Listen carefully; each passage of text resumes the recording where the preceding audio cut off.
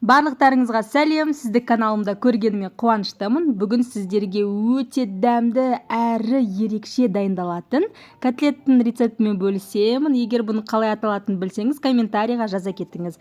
Ал ендеше дайындайық. Ең алдымен керек заттар дайындаймыз, және де тауықтың еті мен пиязды ет тартқыштан өткіземіз, немесе дайын тауықтың фаршын қолдансаңыз болады. Және де нан, егер сізде бөлке нан болса, шамалы суға жібітіп алыңыз. Менде жұмсақ болғасын бірден ет тартқыштан өткіземін. Және де 2-3 штук чеснок, немесе осындай менде дайын қатырылған чеснок рецептін алдағы уақытта каналымда салатын боламын. Барлығын ет тартқыштан өткіземіз. Сосын осына үлкенірек ыдысқа салып, 1 шай қасық тұз және де шамалы қара бұрыш қосып, барлығын жақсылап араластырамыз. Біздің фарш дайын. Енді ортасына салмасын дайындаймыз. Ол үшін бізге сары май керек. Сары майдың пайызы жоғары дәмді болғаны дұрыс, және де осындай жұп-жұмсақ бөлме температурасында еріп тұру керек. Қайнатылған 4 жұмыртқа, оны осындай теркадан өткізіп аламыз. Және де бізге шамамен бір 150 грамдай осындай ірімшік керек, яғни сыр, оны да теркадан өткізіп дайындап аламыз. Сосын бізге 15 грамм петрушка және де 15 грамм укроп керек. Укроп менде осындай морозильникте дайын қатырылған укроп. Шамамен көз мөлшерімен қосамын, және де петрушканы да жақсылап ұсақтап турап аламыз. Оны да біздің салмамыздың үстіне қосамыз. Енді осыған шамалы қара бұрыш және де дәміне қарай тұз қосамыз. Ірімшіктің тұзы көп болса, байқаңыз, тұзы көп болып кетпесін. Сосын жақсылап араластырамыз. Шамамен тағы да мен укроп қостым. Осымен біздің салмамыз да дайын. Енді осы салмамыздан шамамен 1-1,5 шай қасықтан алып, осындай құрт секілді сопақшаларды дайындап жасап аламыз.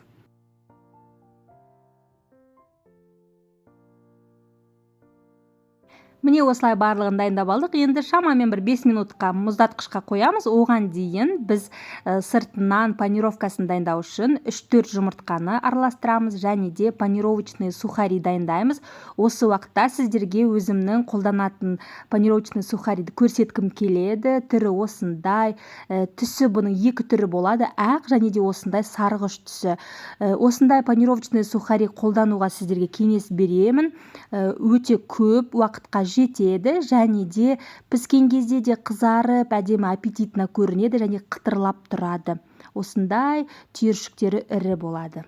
Ал енді котлеттерімізді дайындаймыз. Ол үшін қолыңызды шамалы сулап алыңыз, және де осындай азда бір 2 ас қасықтай етімізді алып, фаршымызды, яғни сосын осылай пирожки дайындаған секілді ортасына ашамыз, және де салмамызды салып, жан-жағын осылай жақсылап орайтын боламыз. Бұл ет өте жабысқақ, жақсы болып жабылады, салмасы шығып кетпейді. Сосын осылай алдымен жұмыртқаға аунатамыз, сосын біздің панировочный сухаримізге аунатамыз. Осымен біздің котлеттеріміз өте оңай жасалынады. Көрдіңіз бе, аз ғана еттен өте үлкен көлемдегі котлеттер шығады. Дәл осылай барлығын дайындап аламыз. Бұны бізде духовкада пісірсек те болады, бірақ маған майға қуырғаны ұнайды. Әрбір котлетті жасардың алдында қолыңызды шамалы сулап алсаңыз, жасауға өте ыңғайлы болады, қолыңызға фарш жабыспайтын болады. Осы рецепт бойынша шамамен менде 16-17 котлеттей шықты. Мен қазір бұл котлеттердің барлығын бірден пісірмеймін, жартысын қатырып қоямын. Осындай арнайы ыдысқа қатыратын контейнер болса, немесе тақтайшаның үстіне тізіп қойып, морозильникте қатырып алып, сосын пакеттерге салып тастасаңыз, кез келген уақытта өзіңізге пісіруге өте ыңғайлы болады. Мен жартысын қатырамын, ал жартысын пісіремін. Ол үшін ыдысқа майымызды көп мөлшерде құйып, және де орташа отта, отыңыз өте қатты қызып тұрса, тез қызарып кетеді. Сол үшін орташа отта шамамен әрбір жағым 4 минуттай пісіреміз. Сонымен шамамен бір 8-10 минутта сіздің котлеттеріңіз дайын болады. Енді бір тарелканың үстіне салфетка қойып, котлеттерімізді шығарып аламыз. Шамалы майы сол кезде салфетка өзіне сіңіріп алатын болады.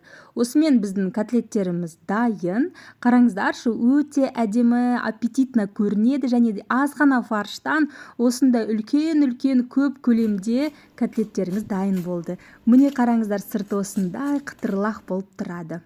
Ал енді котлетіміздің ортасын кесіп көрейік. Қараңыздаршы, сыр осылай созылып тұрады, өте дәмді, сочный болып тұрады, андай құрғақ болмайды. Дәмі енді сөзбен айтып жеткізе алмаймын. Сол үшін міндетті түрде жасап көріңіздер. Видео ұнаса лайк баса кетейік.